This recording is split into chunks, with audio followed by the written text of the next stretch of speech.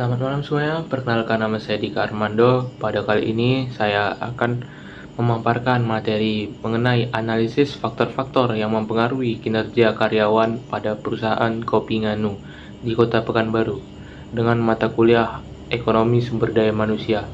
Akan menyampaikan materi tersebut.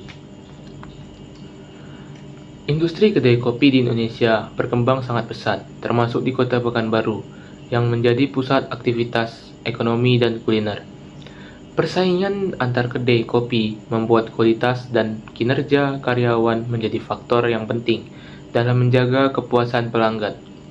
Kopi Nganu sebagai UMKM lokal perlu memahami faktor-faktor yang mempengaruhi kinerja karyawan agar mampu meningkatkan produktivitas, kualitas layanan, dan daya saing di tengah industri kopi modern.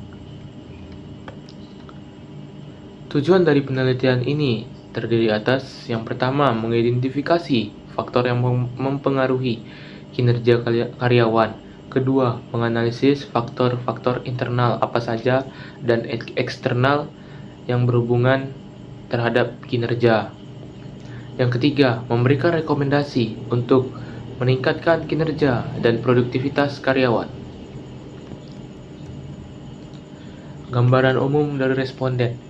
Yang pertama ada identitas responden, yaitu pemilik usaha Bapak Roni yang lama berusaha sekitar 12 tahun dengan alamat Jalan Serikandi, Komplek Ruko Widya Graha 2, Blok B, nomor 3, Kelurahan 5, Kecamatan Tampan, Kota Pekanbaru.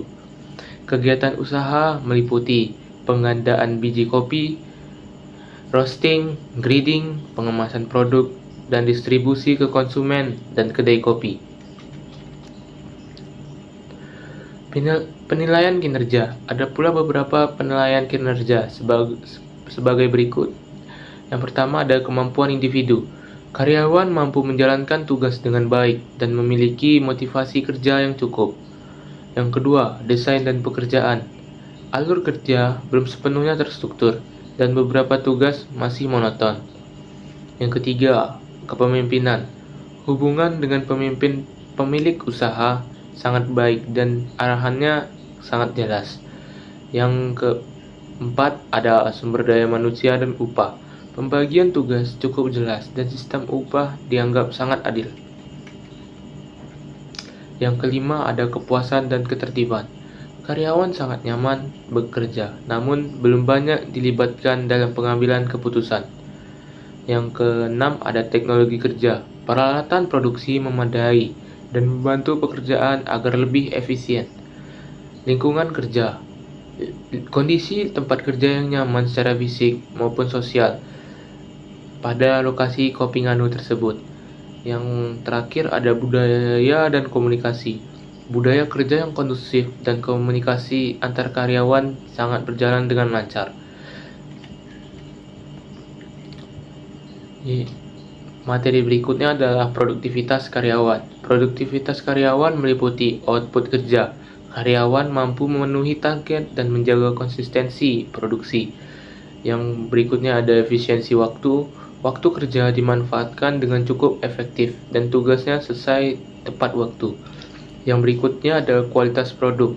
Hasil pengolahan kopi tetap stabil dengan tingkat kesalahan yang sangat rendah.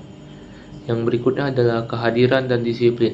Tingkat kehadiran yang tinggi dan karyawan yang aktif dalam kegiatan operasional dapat meningkatkan produktivitas dari karyawan tersebut.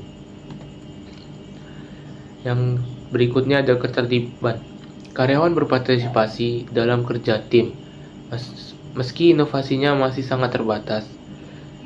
Yang berikutnya ada adaptasi dan inovasi. Karyawan mampu mengikuti perubahan prosedur dan penggunaan alat-alat yang baru.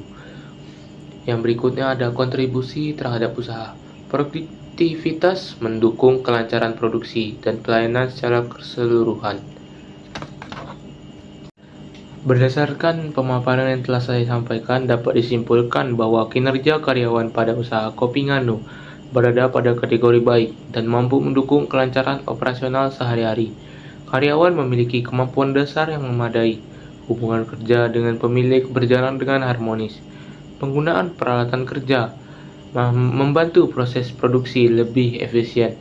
Lingkungan kerja yang nyaman turut mendukung fokus dan motivasi karyawan dalam menyelesaikan tugas.